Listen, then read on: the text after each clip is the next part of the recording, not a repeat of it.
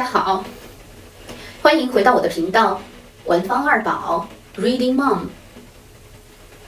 从今天的视频起呢，我会正式跟大家分享儿童如何实现中文自主阅读这一主题。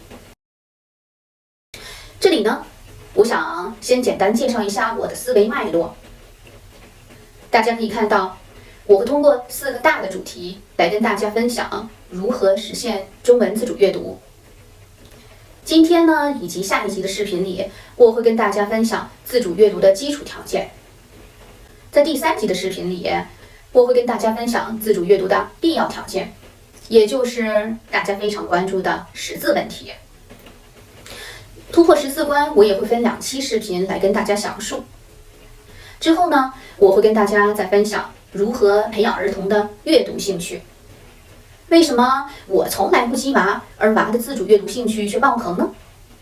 最后呢，我还会跟大家分享如何帮助儿童在有效时间内尽快提高他们的阅读理解能力。那有些家长可能对我分享的部分内容有一点了解，但我认识的很多妈妈们对孩子们如何学中文却了解甚少，所以我会尽力讲得全面些，将各个知识点都覆盖到。那即使对我分享的部分内容有些了解的家长们，也希望你们能观看完整的视频。可能正因为我跟你做法上的细微差别呢，导致了孩子们自主阅读的不同成效吧。现在我们回到今天的主题，实现自主阅读的基础条件。大家可能会觉得，基础条件有什么好说的？不就是认字呗？我认为基础条件不是认字，而是阅读理解能力。如果一个孩子通过字卡等方式单独认识几百上千字的话，从来没有进行过听说训练，那他是根本不可能进行自主阅读的。这样的孩子长大后能够读书，也一定是因为他之前积累了足够多的听说能力。所谓听说读写，听说读写，一个人一定是先积累了足够的听的量，才能开口说话。这也是小婴儿学说话的过程。孩子积累了足够多的听说能力了，才有机会进行自主阅读，尤其是他能读一本父母从未给他读过的书。那么国外长大的孩子，咱们得分2种情况来分析一下听说能力在自然环境下是如何形成的。第一种，中中家庭，孩子从出生就沉浸在中文的母语环境中，他们在开口说话前听到的都是中文，自然很容易习得父母的发音。他们最早1岁以后去幼儿园，有的甚至是3岁以后才去幼儿园。回到家里，仍然有很多的机会听到父母讲中文，所以他们在生命的最初阶段呢，已经积累了很多的中文。通常来讲，听说是没有太大问题的。但是，即便如此呢，如果父母从来不跟孩子一起读书，他们可能只会一些简单的日常生活用语，业内戏称为餐厅用语。而中文如此的博大精深，孩子绝不可能只通过一些日常对话来理解并习得。将来他们上学以后呢，很有可能因为不断学习并修炼所处环境的语言，中文被渐渐的忘掉。再说说中外家庭，比如说中德、中法、中美、中英家庭等等。我这里呢，以中德家庭为例。像我们家，姐姐出生后，除了我讲中文外，大环境里其他所有围着她的人都讲德语。爸爸讲德语，远方的爷爷奶奶讲德语，带孩子出去玩时，游乐场的爸爸妈妈、小朋友们自然都讲德语。到了1岁以后，他就去了托儿所，更是一整天听德语。如果只通过我一人跟他日常中文对话，这样的中文输入就太少了，他很难实现开口讲中文。偶尔蹦出几个词来，通常都是洋腔洋调。这就是姐姐3岁以前讲中文的真实状况。我出了第1个视频后，很多的妈妈们给我发消息，问我为啥他们的孩子们到现在都不开口讲中文呢？混血孩子开口讲中文的难度确实很大。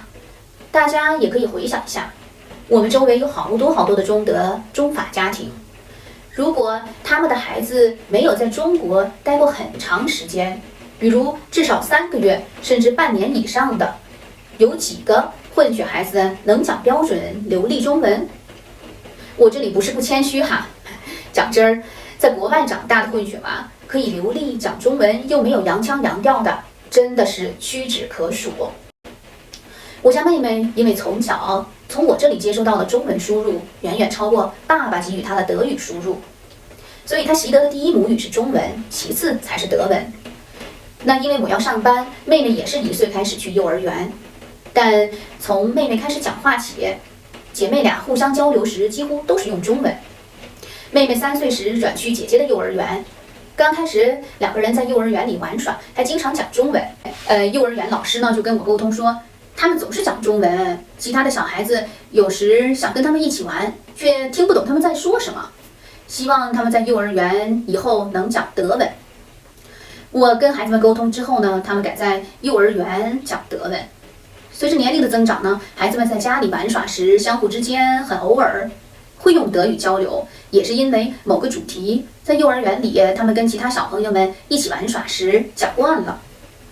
但大部分时间，可以说90%的时间吧，他们玩耍时都是讲中文。比如下面这段视频是我在姐姐5岁、妹妹3岁时录的。当时姐姐用纸箱造了一架登月火箭。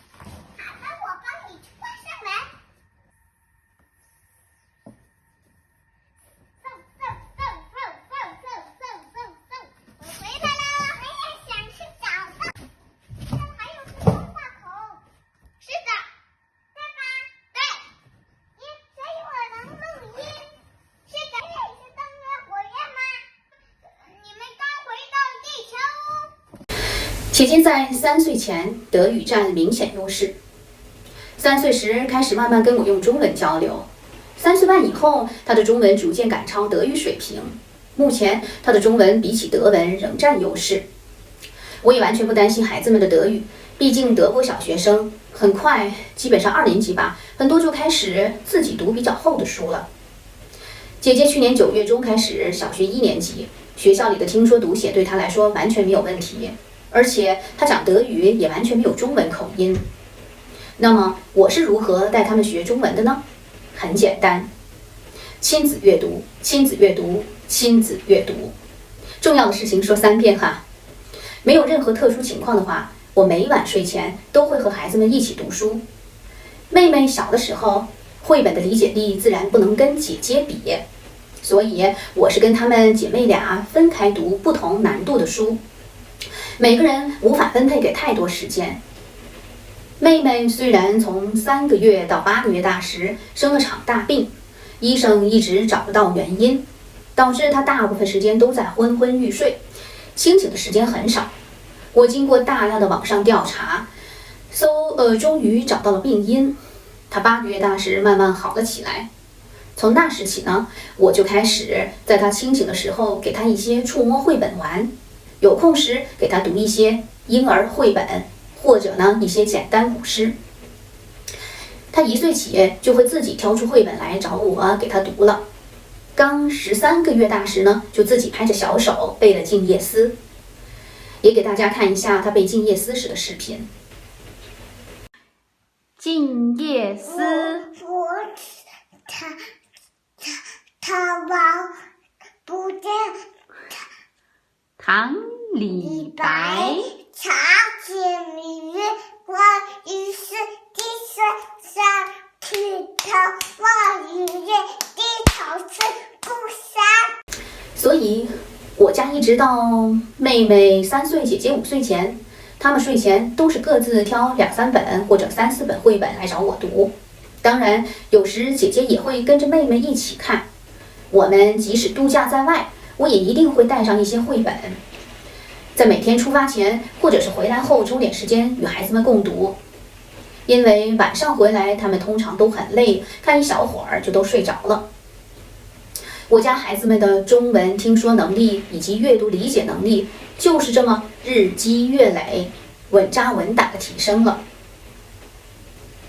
后面我还会专门录制一集视频来讲如何帮助孩子在有限的时间内尽快提高阅读理解能力。